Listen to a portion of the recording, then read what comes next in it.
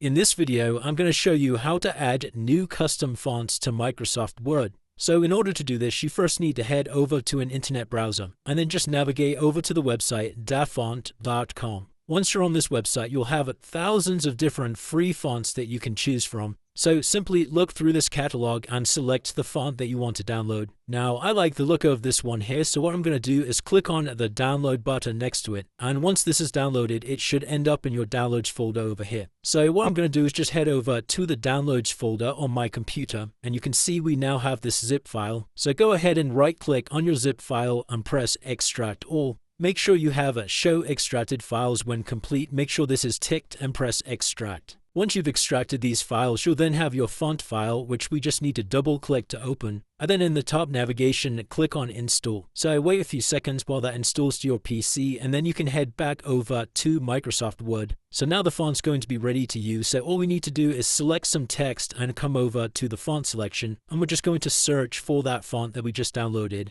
which in my case was Alexandria Whitehouse, and press enter. And as you can see, we now have our new custom font in Microsoft Word. If you did find this video helpful, then let me know in the comments, and I'll see you in the next one.